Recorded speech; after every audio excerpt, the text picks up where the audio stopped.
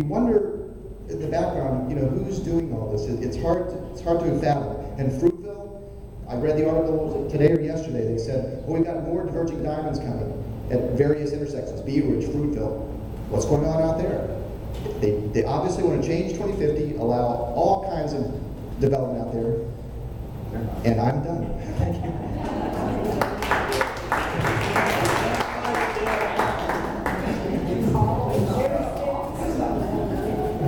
I have a little different version of the new mall, the new town center, and I'm a businessman. I didn't mention earlier, but I am also the president of Mender and Associates Engineering Corporation, and I also have 51 years of registered professional engineering experience and 61 years of registered professional survey and mapping experience, starting with the Rodman survey part.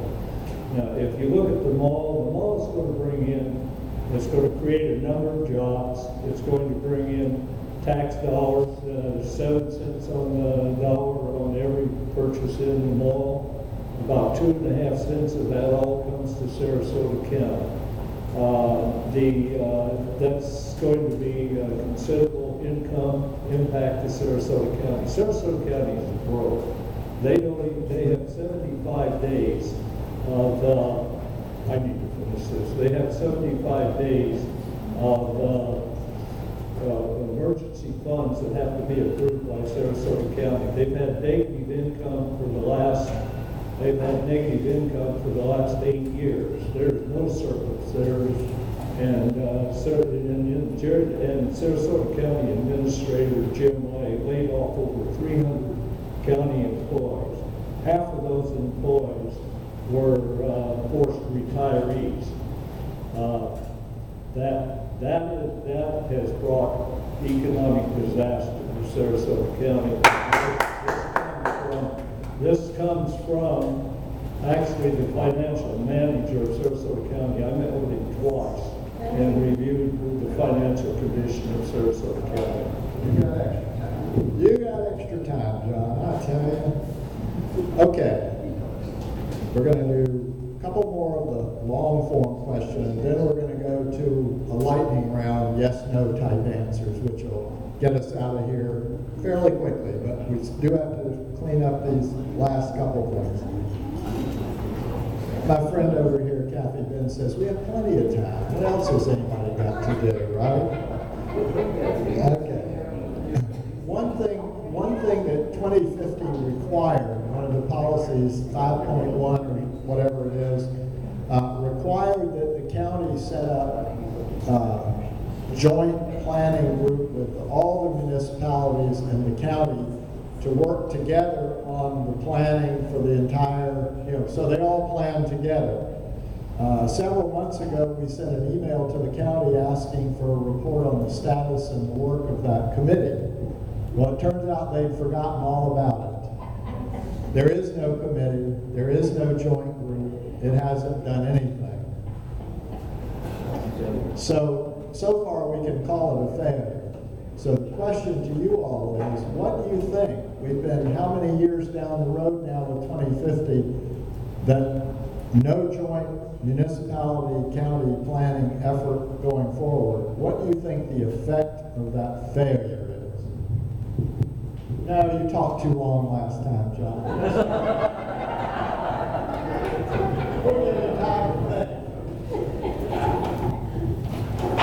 The effect of that failure is that nothing's really been done. The 2050 plan has been in place for 10 years, and there have not been any developers who really had any kind of alternative ideas. As has been mentioned here before, we've had the same old kind of, shock-a-block kind of subdivisions that are trying to go in now. So there's really not been anything gone in there. We talked before about neighborhoods being sacred, and I think that's why that committee was put in place in the first place, so that each of these neighborhoods would have a conversation, something to say about how this is developing. And since that hasn't been done, then nothing's been done.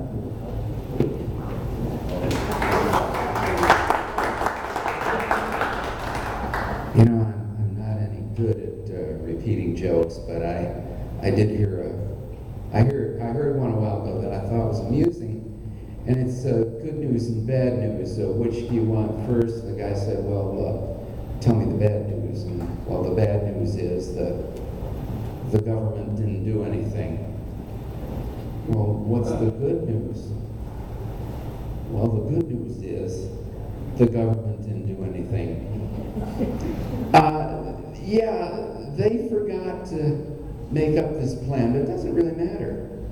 Because let's say they had burned themselves up, meeting after meeting after meeting, plan,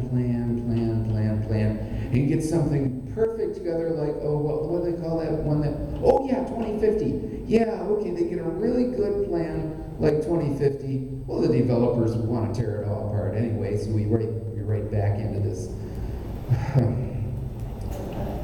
you know.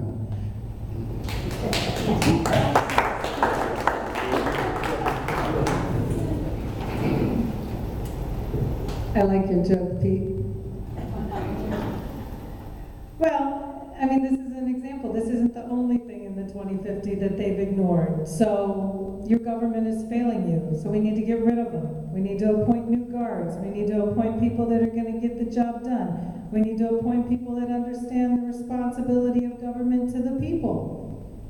We need to do things in the charter to empower people, to make sure that things happen. I mean, that's what it is. It's a failure of the government. There's a laundry list of things that they should have, that they're supposed to be doing for the 2050. Instead, they're doing whatever a handful of special interest people want them to do so that those people can profit at our expense.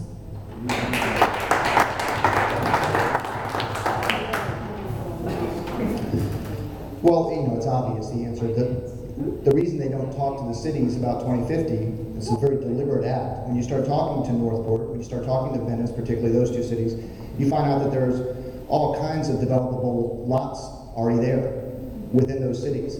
The 2050 plan is intended to develop eastern areas, unincorporated areas of Sarasota County. So when you form this committee and you start talking to the municipalities, you realize there's really no need to develop out there as the 2050 plan envisions. Especially if you start gutting the 2050 plan and making it you know, subdivision after subdivision. This whole 2050 plan, you know, the average person doesn't seem to really know what it means when you say 2050. One guy told me, oh, it's the mall. It's not the mall. It's something totally different.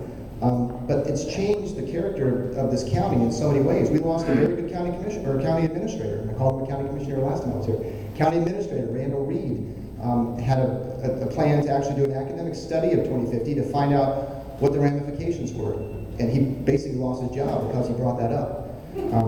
So 2050 has made a huge difference in this county, and it's not turning out to be positive, unfortunately.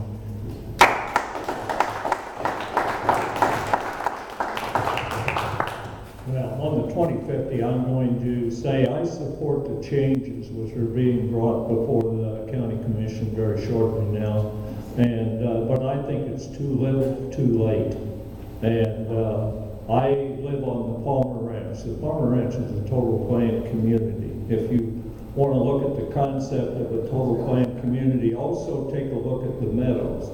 I have recommended that the 2050 plan be replaced with a total planned community plan with master planning for the utilities and roads, and with the impact fees adjusted accordingly. And all the good parts of the 2050 plan, if there are any good parts, can be incorporated into a total planned community plan. The Total 50 plan, one of the problems with the 2050 plan is it is so complex that nobody really understands it.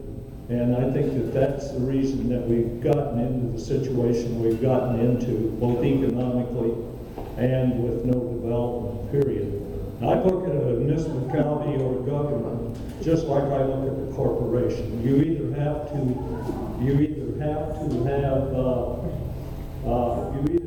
have income or you die, and that's exactly what's happening in Sarasota County. I tell you, bring out the old hook.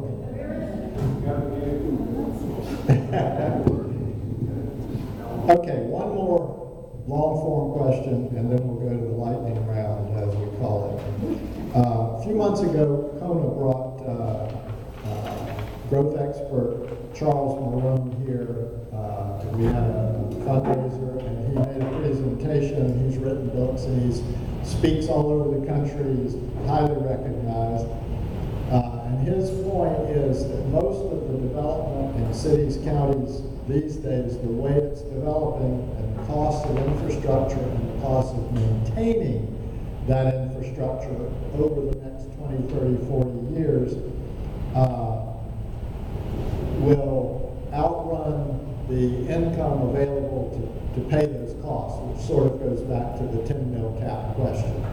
So the question here is, do you share his belief or agree with his belief that the cost of maintaining our infrastructure, and we know all over the country, bridges are crumbling, roads are crumbling, and we have that situation here. Do you believe that his analysis of that is correct? You only got 10 seconds. You got to pay for all this long answer. Well, I have looked at various subdivisions and stuff that were completed previous to the 2050 plan, and also I've provided information to the Sarasota County Planning Department, and developments support themselves. And the taxes start before the development is completed. And fiscal neutrality, in my opinion, does not exist in Sarasota County, and has never existed in Sarasota County. And how we ever got into this 2050 plan with the fiscal neutrality is beyond my belief. I just looked at that 2050 plan with fiscal neutrality, and I don't see anything good in it. And I think we need to go to a total plan, community plan, with the impact fees adjusted for.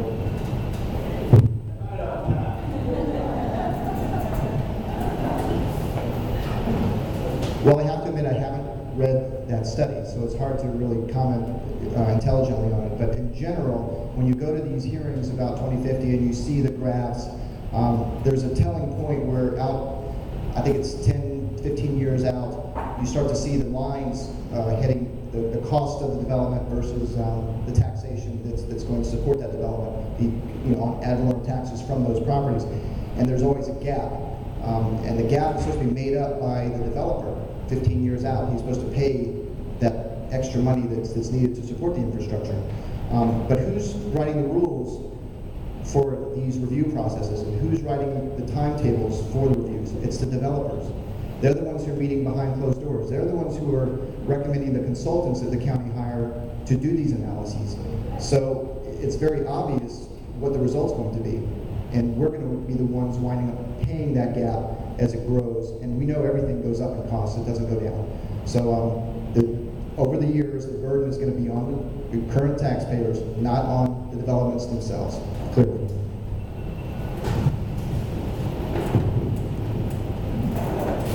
I say yes to strong towns, and I could bore you with all kinds of other geeky people just like Charles Marone that I know about. But it's basic mathematics. What he is presenting is the logics of development that pays for itself over the long haul. It's so logical. The fact that we're not doing it is mindless. It's just mindless. I live by Weber and Beneva. Everybody knows where Weber and Beneva is. For years, I've looked at that whole little quad of those corners, and I thought, wow, what a place. Somebody could come here and put apartments on top and make this walkable and make it a place where everybody in the area could come and kids could hang out. And there's so many little places like that that have potential, but they just lie in a ruin. While we continue to develop out east and we move the urban core of Sarasota by what we're doing. And there are going to be huge ramifications for that if we don't address it right away.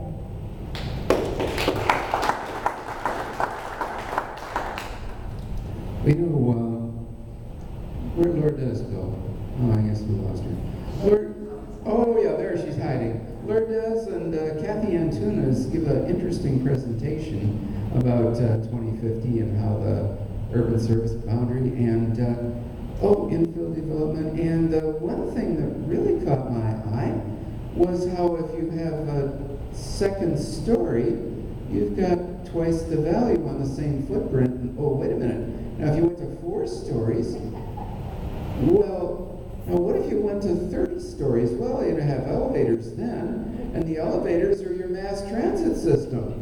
Now, you have a restaurant downstairs, and why, my goodness, you got a self-contained little city.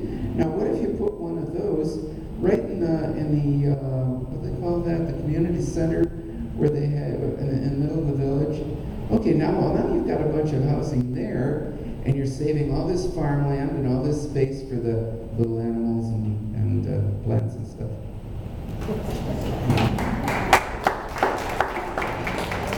I think I might have forgotten the question. Again, the question does call for speculation. That I don't know. Look at the cost of living and those rising costs. It does look that way. But to go back to what the initial request was, that we look at what those who are not here may have said in their campaign or how they feel about things. I think for me the best way I look at it is they seek what's valuable, what's going to make money. I'm trying to seek what's invaluable. And I think a lot of us here would agree with us. We're looking at those kind of communities that can pay for themselves. We're looking for those initiatives like solar power that's going to pay for itself. Those things are invaluable. So we're not having to continue to pay Peter to pay Paul and do it that way, but create the infrastructure that will continue to provide for us year after year after year, so we're not getting into the situation that we're in now.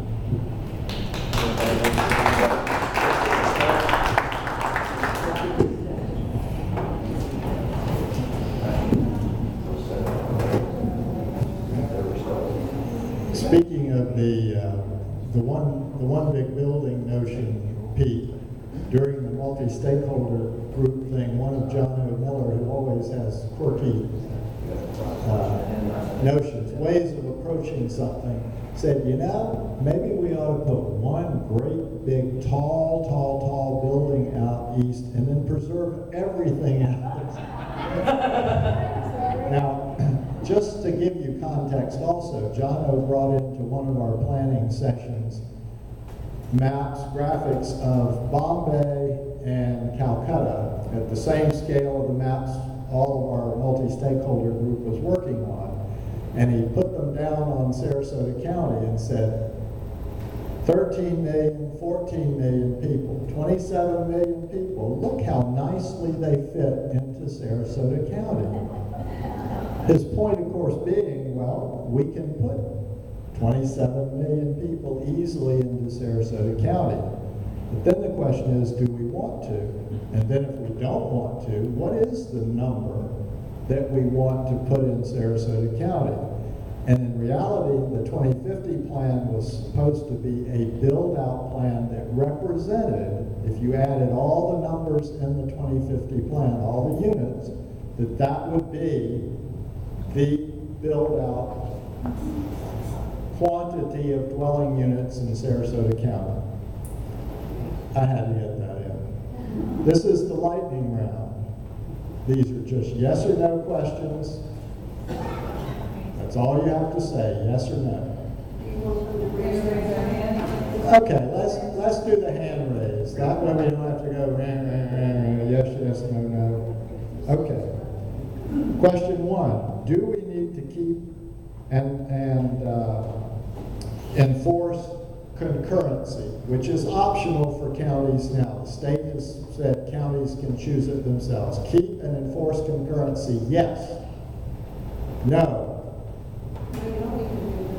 Okay. Well, I don't know. Vendor's neutral. He didn't have that. Okay. Thank you. Okay. Do you think the list of contributors to a campaign demonstrates how well a candidate will relate with the common citizen? Yes? No. Yes. No. Do you think the list of contributors to a campaign demonstrates how well a candidate will relate with the common citizens. Okay? No, it's social, how well he relates to the developer. Oh, you only have to raise your hand for yes. A non-raised hand is a no. Unless you have. Okay, Sarasota County Comprehensive Plan currently has strong provisions that protect neighborhoods from incompatible increases in density and intensity next to them. Do you support the retention of neighborhood compatibility protections? Audience, watch their answers. Watch those hands, take notes. The county commission cut road impact fees in half to spur construction during the downturn. Now that construction has recovered, if Pat Neal says he's having record years, so we'll let him be the expert on that. Now that construction has recovered, would you vote to restore impact fees to the full amount needed to pay for the transportation improvements required to serve new development, or would you place that burden instead on the taxpayers? Well, how's that a yes or no? Would you vote to increase impact fees? Raise it. Okay. Some have said that the county should allow traffic congestion in order to encourage people to ride buses. And there are planners that say this around the country occasionally. Others have pointed out that buses get caught in traffic too. It's one of Dan Lobeck's mantras. And that bus-only lanes with waste capacity. Should we encourage traffic congestion in our planning? Unanimous? No. Okay. Concurrency is the rule that requires a developer to prepare a traffic study. Well, we've already done concurrency. We're going to skip that one. This is a little different, but we're going to skip it anyway. A proposed change to 2050 would open up all of the rural lands for urban development at one time. Right currently, before these amendments, there's a timing thing having to have 15 years between one village and the development of another one. But the amendments that are being proposed would eliminate all timing and everybody could have at it whenever they want. Do you support the elimination of all limits on timing? Unanimous no. A proposed change to fiscal neutrality would eliminate all of the monitoring and follow-up reports that catch errors and correct for changed conditions by adjusting the developer's original fiscal neutrality plan.